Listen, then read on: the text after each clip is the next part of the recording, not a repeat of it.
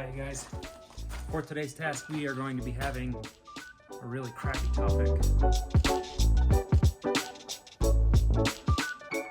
We're talking about your black tank. In a past recent video, I was able to install a push button lever to dump your black or gray tank, whichever one you've got it put on, or maybe both, but an automatic button regardless to dump your black tank. We're not doing that today on mine, even though that's in the future, hopefully. What we are talking about is how I dump my black tank. Now, most people, when they think of the black tank, that's right, I'm talking about the stinky slinky, they think of one thing. Hooking a hose into the black tank clean out, turning it on, and pulling the black tank lever so that it is just dumping. And a lot of people think that when they see clear water coming out after they've done that process, that they're done. You're wrong. You're not done. You've just done the crappiest job getting rid of your crap that ever crapped on this side of crap. That's just what happens. I'm going to show you the surefire method to clean out your black tank that I like to use, and I'm also going to teach you the things you have to know before you start doing it this way, or else you can run into some serious problems. It says, do not use the tank flush valve unless the full weight termination valve is in the open position, meaning do not turn this guy on unless this guy is open. Can result in an unsanitary condition leading to illness or personal injury. You better bet your bottom bippy that that will be disgusting and gross, because that black tank will overflow out of two areas. One, the toilet, or two, it can overflow into your gray tank, and then it'll start coming up out of the shower, or heaven forbid, the sinks, and then it goes onto the floor, and then it gets into every little area, and you have poop. People, feces, fecal matter.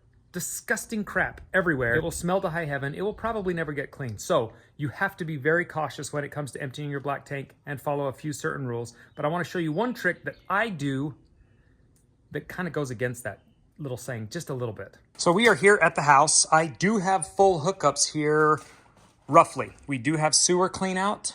We do have water here, and I do have power coming in. Now it's not all nice and tidy and ready with a RV podium like it will eventually have, and a hose spigot like it will eventually have. We're just not to that point yet, but for right now, I do have full hookups in this RV, which is why we were able to stay a week in here while we were cleaning out mice from the house. If you haven't checked out those videos on my wife's channel, you should. That would be the reason I taught you how to properly use a mouse trap, of which we have caught 8 mice inside the house and killed them, and outside the RV, another 8. RV owners, make sure you're protecting your RV from mice. Put traps everywhere around the bottom also, because these guys are sitting ducks, and once they're in, they will wreak havoc in your trailer, and it could be months before you realize you've even had them. So protect your trailer. On to the topic. Once I've got my black tank full and I am ready to dump it, I will turn this on and dump it and run it. I set a timer for 10 minutes. Now, it doesn't matter. That could technically go indefinitely, other than I'm just wasting a lot of water, because water is coming into the tank, but it is coming back out. The black tank is not closed at that point. I've opened it up and everything is flowing. But here's where you really clean that black tank, because as that tank fills up, as you're going to the bathroom, using the potty, and with 4 little kids, we dumped our black tank daily. When that tank level rises, the little poopies and toilet paper stick to the top sides. So once you turn that flush valve on and open it up, really the water just drops down. It doesn't always clean up that sides very well. Here is how I really want to clean it so that we get all that top junk gone. We're going to fill the tank and then dump it. But that does mean that we are going against this rule. So if you don't do this properly, you will result in unsanitary conditions that'll lead to illness or personal injury. And that personal injury will probably be your spouse bopping you upside the head because you dumped poop in their trailer. I'm sure now you're thinking, Joel, how do I avoid overfilling the tank? How do I know when it's full or not? Well, you can do one thing. You can stand at the toilet and just keep opening that back up every 2 seconds. Have somebody out here ready to pull when you say it's all the way full. That's gonna be really gross. You're probably gonna get a lot of bad odors in the trailer, and that requires 2 people. This is a one-man job. So this is what we want to do. We need to know how many gallons per minute this hose is flowing. And I put all the information into a calculator, a PSI to gallons per minute calculator. It came up with a total of 25 gallons per minute. That is not true. It means that tank would fill in less than 2 minutes because it's a 50-gallon tank. What I want to do is show you the other method that's a little more practical and visual, which I think is great. And I got this idea from my buddy James. So he said, grab the hose you're going to use for the clean out, which is this one right here. I do always keep a shutoff valve on it when it's attached. Put it in a 5-gallon bucket, because we know it's 5 gallons. Now that we have our hose ready and a stopwatch ready, we are going to see in 1 minute how many gallons we get into this bucket. And we're going to try and do this simultaneously. 1, 2, 3. Ruh-roh, that's not going to work. Okay. I have redundant valves for this, just so that we don't risk any unsanitary conditions. So let's try this one more time. We're going to start them at the same time and go.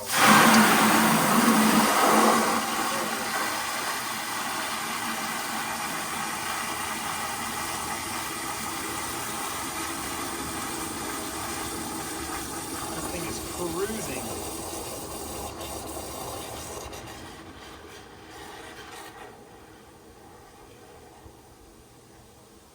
Oh my gosh.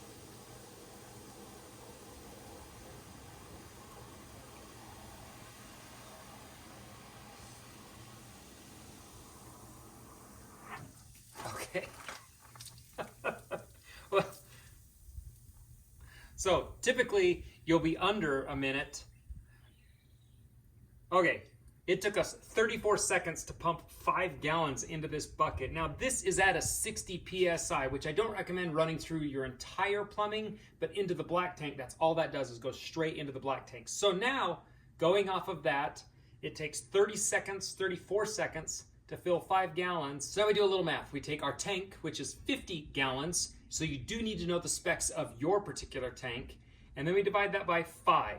We know that 50 divided by 5 is 10, and I'm going to times that by the 34 seconds. So 10 times equals 340. Now we're going to divide that by 60, 5.6 minutes. So I know I need to set my timer for 5 minutes when I'm running off of this. But let's change this up a little bit. This is not being restrained in any way, and let's do it with the 40 PSI that typically most RVers have at their RV parks. Our 40 PSI reducer, which you should have typically if you're going into your plumbing of your RV fixtures themselves. Now with our reducer on, we are going to do the exact same process and see if it changes any at all. So 3, 2, 1.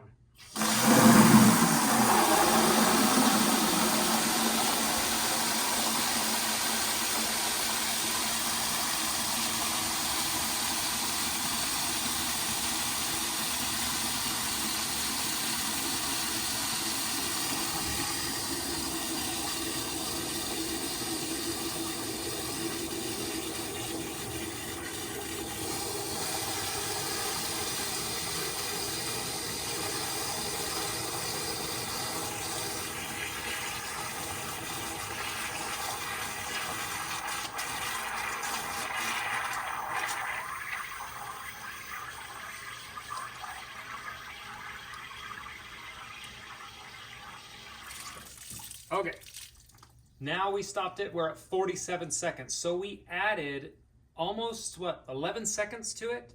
Maybe 12 seconds to it. So this definitely slowed it down. So that equation can change now. Now we can be probably 6-minute timers. And you're probably wondering, well, what does that time mean? I take that 5-minute time, and I know that once I start filling this tank, I can leave this in so it'll actually fill up the black tank instead of just flushing through. It'll fill it up, get all that stuff off the sides, but I only have a 5-minute window to do that. So I'm going to turn this on.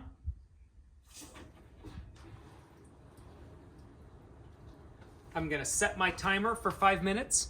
Hey Siri, set a timer for 5 minutes. One of the things I do as I am filling those tanks is I do not go far. I have an alarm on my phone so that I don't get sidetracked.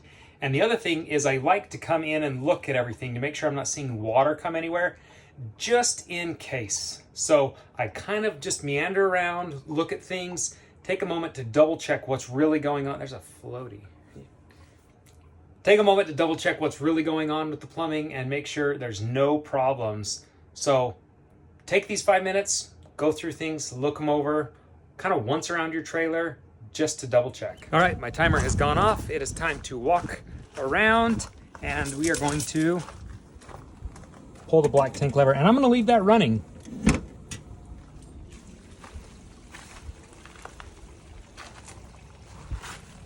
That's still pretty dirty. Now, I have cleaned this tank out a few times, but you still get floaters that go through there because stuff sticks to the insides of those tanks. So you need to fill it a few times.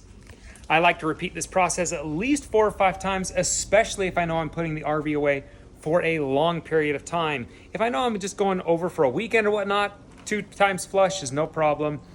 We are pretty fortunate that I have hookups here, and I was able to make it so that I can come back to my house and dump my tank whenever I want, rather than having to make sure it's clean before I leave the campsites or whatnot. Even though I do dump it before, so I'm not bringing all of it back here, I don't have to be conscious of, we are not using the bathroom for the rest of the road trip kind of thing like we used to. So you guys, this is my method for emptying my black tank. This is how I do it every single time, and I do not deviate, and I dare say I have a cleaner black tank. I wouldn't eat out of it, but it's cleaner. And doing it this way, I've also made sure that I never run into the issue of having my tanks overflow while we are also cleaning them out. So you have to be aware of that. If you like today's video, give it a thumbs up. If you're new to the channel, subscribe.